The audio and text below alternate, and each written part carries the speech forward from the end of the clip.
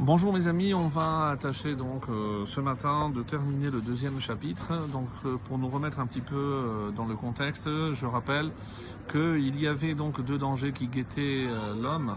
L'homme dans son inexpérience de la vie qui pourrait se laisser entraîner vers des voies tortueuses, c'est-à-dire tout ce qui s'éloigne de la droiture dans tous les sens du terme, comme le Sefer Bereshit est appelé Sefer Haïcharim, le livre des personnes droites, c'est-à-dire ceux qui savent où aller et qui ne vont pas évidemment dévier, et toutes les tentations qui se présenteront à l'homme pour justement le faire dévier de cette voie et l'amener vers des routes tortueuses et avec des détours malheureusement. Donc comment y parvenir? C'est en remplissant, comme on avait dit, le cœur de sagesse afin que justement le Yetzer Hara n'ait pas d'emprise sur notre cœur en nous poussant à agir de manière contraire à la volonté divine. Donc on entame le verset 18. Qui shacha el mavet beta. On parlait donc de cette femme étrangère qui voulait à tout prix nous faire dévier. C'est une science qui est contraire à celle de la Torah. Ça peut être aussi une autre religion qui peut se montrer sous des attraits pour pouvoir, encore une fois, nous induire à l'erreur. Mais sachez que qui shacha el mavet beta, car sa maison penche vers la mort. C'est ce qui attend au bout de ce chemin-là. Ve el refaim margeloteha. Et ces sentiers mènent vers ce qui Rephaïm, donc c'est les trépassés. Certains traduisent par ombre, on parle ici aussi une autre façon de parler de la mort. C'est ce qui attend l'homme lorsqu'il s'éloigne de ce chemin-là. Kol ba'eha lo yeshuvun. Tous ceux qui vont vers elle, lo yeshuvun, ne reviendront pas. Velo yasigu orchot chaim, et ne pourront atteindre, ils n'atteindront pas orchot chaim, les routes de la vie. Rappelez-vous que c'est ce que Hachem nous a proposé, Aetz Chaim, l'arbre de la vie, parce que la Torah est appelée une Torah de vie. Et si on veut vraiment jouir de cette vie telle que Hachem nous invite à le faire, donc il faut suivre tous ses conseils.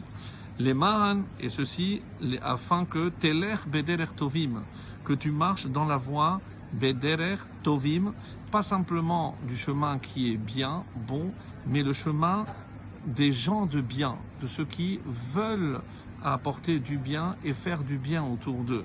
Veorchot tzadikim tishmor, et les routes les sentiers des justes tishmor, tu garderas.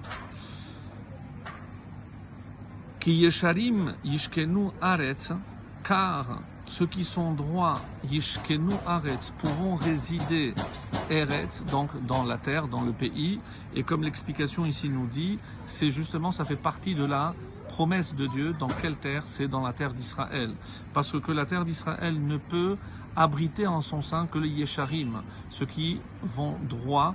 Et d'ailleurs, rappelez-vous toujours que Yisraël, c'est Yachar, hein, c'est droit qu'elle, vers Dieu. Donc on porte le nom de cette droiture, de notre essence en quelque sorte. Utmimim yivateruba, et les hommes intègres y subsisteront. Ici, comme le dit Metsudot Sion, c'est du verbe notar, de ceux qui restent. Eux, ils resteront. Malgré tout ce qui se passera, donc eux, ils resteront parce qu'ils sont témimim.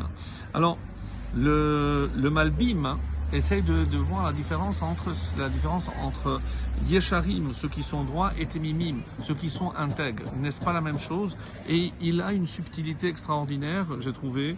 Yesharim, c'est des gens droits qui le sont par nature. Donc ils ont une nature, c'est-à-dire aussi bien dans leur conduite que les midot, ils ont une nature droite. Ils ne seront rarement enclins à faire quelque chose qui n'est pas dans le chemin de la droiture. Et par contre, Temimim, c'est les gens intègres, c'est, comme l'explique le Malbim, Ma'asehem kevu'im, c'est leurs actions sont toujours fixes, sont toujours égales à elles-mêmes. Ansim hakol leshem shamayim. Ils ne se posent pas de questions et ils ne sont pas influencés par des éléments extérieurs. Donc, un c'est au niveau des midot et l'autre c'est au niveau des actions. Mais les deux se rejoignent dans ce sens où ils vont justement dans la même direction. Et le dernier verset, Urshaim me'eretz ikaretu, et les mécréants, les méchants de cette terre, ikaretu, seront exterminés, retranchés. Ou bogdim, bogdim on peut traduire par ceux qui trahissent ou ceux qui agissent avec perfidie. perfidement, évidemment avec Hachem, Yisechu mimena, on le retirera, on en extirpera. Donc ils ne resteront pas sur cette terre. Et c'est le Radak qui donne une conclusion à tout ce chapitre qui dit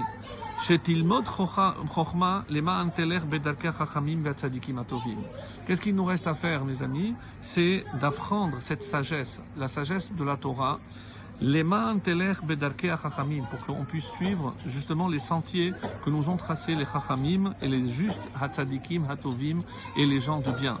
Parce que si on veut non seulement être bon, mais faire le bien autour de nous, on doit acquérir, intégrer cette sagesse afin d'abord de pouvoir éviter tous les écueils, tous les dangers, tous les pièges que peut nous tendre la vie et pour continuer notre chemin avec droiture vers Akadosh Baruch Hu, vers le bien. Comme Hachem fait le bien, alors on est à son image. Nous aussi, on doit toujours agir dans le bien. Excellente journée.